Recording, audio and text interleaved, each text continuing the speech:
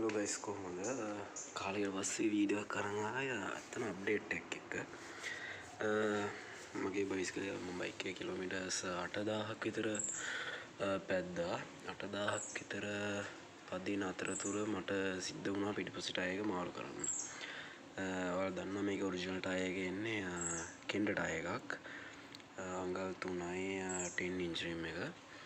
එතකොට මේ කිලෝමීටර් 7500ක් වගේ 8000කට කිට්ටු ප්‍රමාණයක් එද්දිම ටයර් එක කියන්නේ ටයර් එක ගෙවිලා කියන්නේ අර තව කිලෝමීටර් 1000ක් වගේ ප්‍රමාණයක් දුවන්න හොඳටම ටයර් තිබ්බත් නමුත් මේ පැච් වෙන්න ගත්ත දිගටම. මම අර කලින් මගේ අර ඕනර්ෂිප් එකේ මම ඔයාලට කිව්වත් වගේ එක දිගට පැච් වෙන්න ගත්තා. පස්සේ බලද්දී ටයර් එක යූස් කරන්න බෑ. ටයර් එක ඉතින් සෑහෙනම හීනි වෙලා කියන්නේ තව යූස් කරන්න පුළුවන් හැබැයි පැච් සදා යූස් කරන්නේ නැහැ. ඒකින්ද මොන ඔප්ෂන් එක ටයර් එක මාරු කරන්න කිව්වා. ඉතින් ටයර් එක මම මාරු කරා. මේ තියෙන්නේ දැන් ඔයාලා ටයර් ටින්සන් ටයර් එකක් දාලා තින්නේ. මේ ටයර් එක වුණා 7400ක්. මේක අඟල් 3යි 10 ඉන්ච් මේ තියෙන්නේ.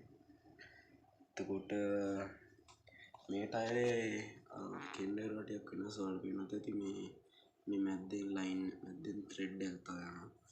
ඔරිජිනල් කෙන්ඩර් එකේ ඔරිජිනල් ටයර් එකේ එහෙම මැද්ද ත්‍රෙඩ් එකක් නැති පැත්තේ විතරයි යන රේඩියල් ටයර්ස් වල වගේ තිබ්බේ. ටයර් එක නම් ඇත්තටම හොඳයි. ඒ කියන්නේ වයිබ්‍රේෂන්ස් අඩුයි. ඊළඟට ග්‍රිප් එකත් හොඳයි.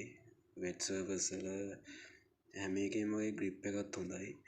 ඔරිජිනල් ටයර් එක වගේම තියෙනවා පොඩ්ඩක් අර ඔරිජිනල් ටයර් පොඩ්ඩක් අර හුලං ගැව්වහම ගැස්සෙන ගතිය චුට්ටක් තිබ්බා. මේකේ ඒක නැහැ.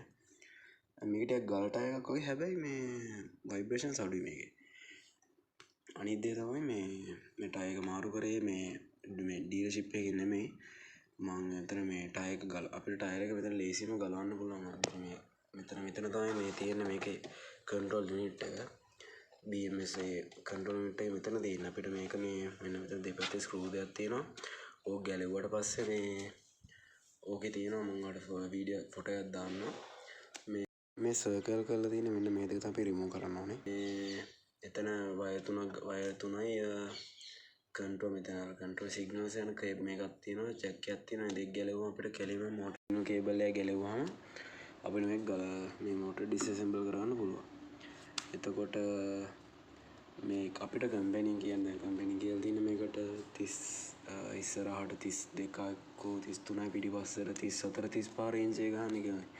දැන් මම මේ රේන්ජ් එක තමයි හැම වෙලෙම මම උලංග ගහද්දී පැද්දේ.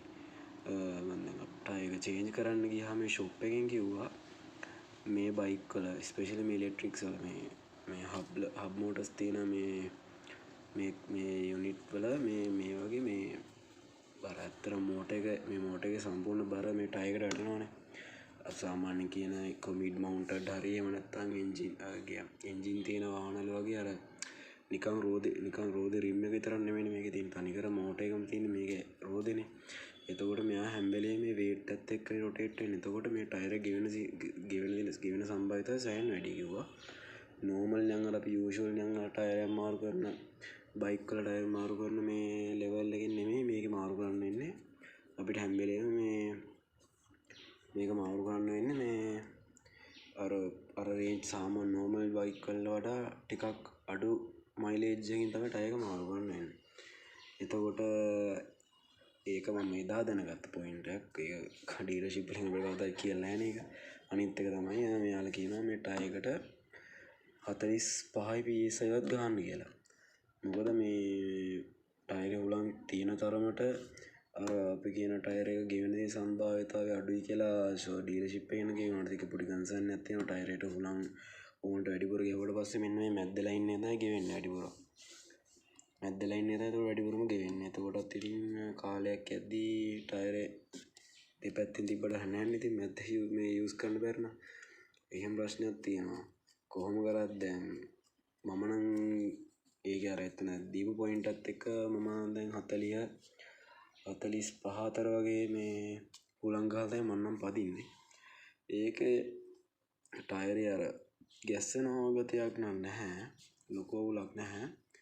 මේ අරගේ වාසියක් ඇති කියලා හිතනවා. ඒ ගානදී ඔය ගහලා පැදලම බලන්න ඕනේ. ඉතින් කොහොමද ඇත්තට මේකේ ප්‍රොග්‍රස් එකක් තියනවද නැත්නම් සේම්මද කියලා. තව දෙයක් ඔයාලට මෙන්ෂන් කරන්න ඕනේ. ඒක මම දැන් පස්සේ එක්ස්පීරියන්ස් කරපු දෙයක් මේකේ සස්පෙන්ෂන්. මේකේ සස්පෙන්ෂන් මේ මට හිතන විදිහට මගේ කියනනම් සස්පෙන්ෂන් ටිකක් අවුල් ගතියක් තියෙනවා. ඒ කියන්නේ මේ අපිට තියෙන සස්පෙන්ෂන් ගිහිල්ලා කියලා අර ඒ වගේ සීන් එකක් තියෙනවා.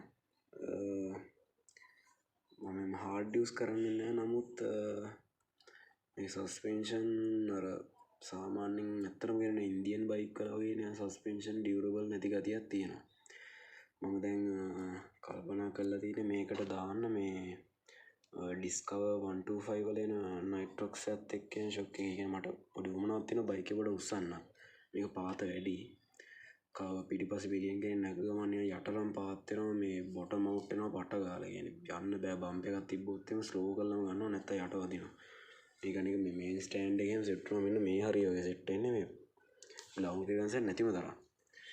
එතකොට මේ පෙන්වන මේ සෑහෙන්න මගේ මේ බොටම් අවුට් වෙලා තියෙන මේ දාරවල එහෙම ගන්න දෙයක් නැහැ. මේ අර එහෙම සීන් එකක් තියෙනවා. ඉතින් මේ එහෙම ප්‍රශ්නිකුත් තියෙනවා. මේ